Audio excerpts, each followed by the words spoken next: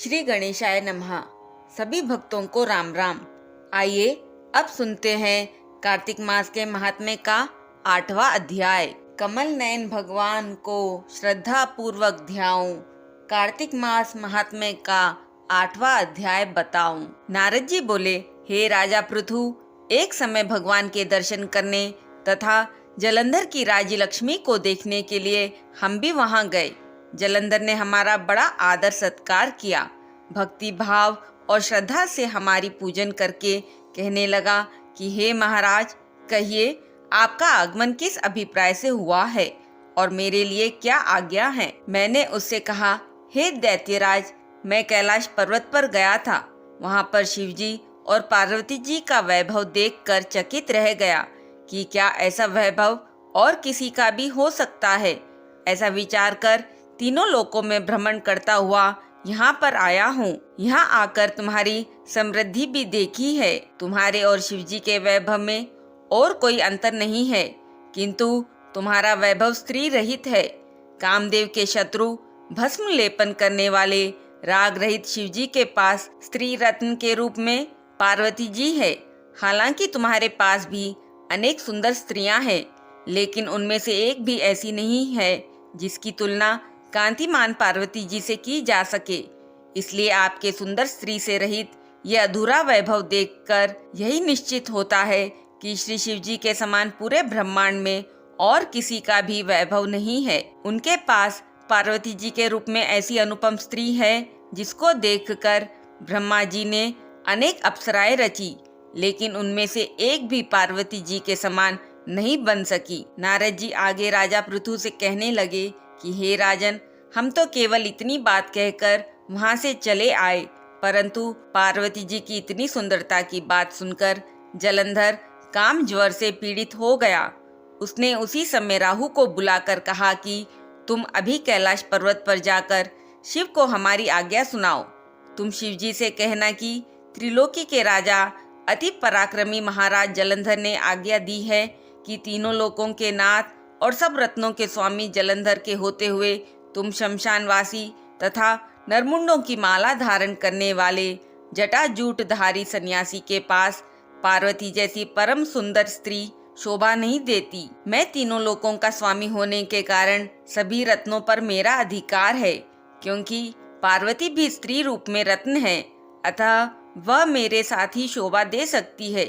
तेरे जैसे भस्म धारण करने वाले योगी के पास नहीं रह सकती। दैत्यराज जलंधर की आज्ञा पाकर राहु उसी समय कैलाश पर्वत पर पहुंचा और अपनी भयानक दृष्टि से चंद्र के समान उज्जवल कैलाश पर्वत को उसने काला कर दिया।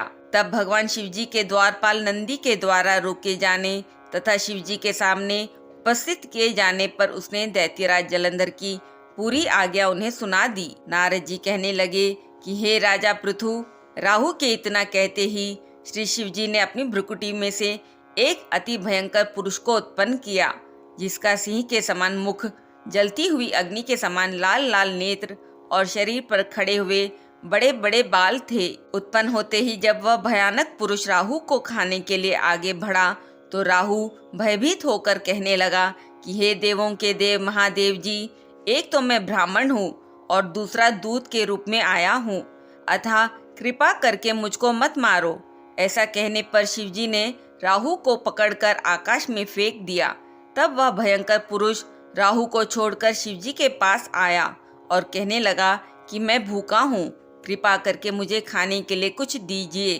तब शिवजी कहने लगे कि तुम अपने हाथों पैरों को खाओ। शिवजी की आज्ञा पाते ही जब वह हाथ पैरों को खाता हुआ सारे धड़ को खा गया, केवल मुख ही बचा, तब शिवजी ने प्रसन्न होकर कहा कि तुमने मेरी आज्ञा का पालन किया है, इसलिए आज से तुम्हारा नाम कीर्तिमुख होगा और आज से तुम हमारे द्वारपाल होगे। तुम्हारी पूजा होगी, उसके बाद हमारी पूजा होगी। तुम्हारी पूजा के बिना हमारी पूजा निष्फल होगी। उधर शिवजी के द्वारा आकाश में फेंका हुआ राहु बर्बर देश में जाकर गिरा। राहु की ऐसी दशा सुनकर जलंधर को बड़ा क्रोध आया और वह शिवजी से लड़ने के लिए 1 करोड़ दैत्यों की सेना लेकर अपनी पुरी से बाहर निकला। बाहर निकलते ही उसी समय अपने सामने एक आंख वाले दैत्यों के गुरु शुक्राचार्य और अंग भंग हुए राहु को देखा। इसके अतिरिक्त और भी अनेक अपशकुन हुए, परंतु उन्हें देखकर भी वह रुका नहीं। उसकी अपार दैत्य सेना सारे आकाश में बादलों की तरह छा गई। जब देवताओं ने जलंधर को अपार सेना सहित कैलाश पर चढ़ाई करते हुए देखा तो छिपकर शिवजी को खबर दे दी। श्री शिवजी ने उसी समय विष्णु भगवान का स्मरण किया। स्मरण करते ही विष्णु भगवान वहां आकर उपस्थित हो गए। तब शिवजी ने भगवान विष्णु से कहा कि हे नारायण, आपने देवताओं को पीड़ा देने वाले इस दैत्य को आपने मारा क्यों नहीं? इतना ही नहीं, आप स्वयं श्री लक्ष्मी जी के साथ वहां जाकर उसके घर में विराजमान हो गए। आखिर इसका क्या कारण है? तब भगवान विष्णु कहने लगे कि हे शिव जी, यह महादैत्य आपके अंश से उत्पन्न हुआ है और लक्ष्मी जी का भाई है। इस कारण हमने उसको नहीं मारा है। अब यह महादैत्य आपके ही हाथ से मारा जाएगा। तब शिव जी बोले कि यह तेजस्वी दैत्य हमसे ऐसे नहीं मारा जाएगा। आप सब इसको मारने के लिए अपना अपना तेज देने की कृपा कीजिए। तब शिव जी के वचन सुनकर भगवान विष्णु सहित सब देवताओं ने अपना अपना तेज शिव जी को दे दिया। इसके बाद शिव जी भगवान इस सारे तेज को इकट्ठा करके ज्वालामाली सुदर्शन चक्र और एक वज्र बनाकर जलंधर से युद्ध करने के लिए तैयार हुए। शिव जी के भूत गणों की सेना में समस्त देवगण भी आकर सम्मिलित हो गए। उधर जलंधर अपनी सेना लेकर कैलाश के निकट जा पहुंचा। इधर कीर्तिमुख और नंदी आदि सब गण और देवताओं की सेना भी युद्ध करने के लिए मैदान में आ डटी। तब देवताओं और जलंधर की सेनाओं का ऐसा संग्राम होने लगा कि सारा भूमंडल कांपने लगा। युद्ध के मैदान में जितने दैत्य मरते, दैत्य गुरु शुक्राचार्य उन्हें अपनी संजीवनी विद्या से जीवित कर देते। ये दृश्य देख भूतादि गणों ने शिवजी के पास जाकर उनसे सारी बात कही। तब शिवजी ने गुफा के समान मुख वाली महाभयंकर लालजंघा नामक एक कन्या अपने मुख से उत्पन्न की। वो कन्या जोर से हुंकार भरती हुई दैत्यों को अपने मुख में डालते हुए श्री शुक्राचार्य जी को उठाकर वहां से लोप हो गई। तब शिवजी के गण निर्भय होकर दैत्य सेना को बुरी तरह मारने लगे। गणों के इस मार से घबरा कर दैत्य सेना भागने लगी। दैत्य सेना को इस प्रकार भागते देखकर जलंधर के सेनापति शुंभ और निशुंभ तथा कालनेमी आगे आकर पुनः आक्रमण कर दिया। इनको देखकर दैत्यों ने अनेक प्रहार किया, जिससे देव सेना मार खाकर भागने लगी। तब गणेश जी और शुंभ का महाघोर युद्ध हुआ। इस बार अपनी सेना को भागती देखकर जलंधर स्वयं रण क्षेत्र में आया। उसे देखकर देव सेना की ओर से वीरभद्र स्वामी ने जलंधर पर अनेक प्रकार के प्रहार किए। तब जलंधर ने क्रोध में आकर अपना परिघ उस पर दे मारा और उसके रथ की पताका काट दी। फिर जलंधर ने बाण वर्षा करके देव सेना में भगदड़ मचा दी। अपनी सेना की ऐसी दशा देखकर स्वयं शिवजी नंदी पर सवार होकर युद्ध के लिए आए और उन्होंने भी आते ही बाणों से तीव्र प्रहार की वर्षा कर दी। शिवजी के इन प्रहारों से दैत्य सेना इस प्रकार भागने लगी जैसे कार्तिक मास के व्रत से पाप भाग जाते हैं।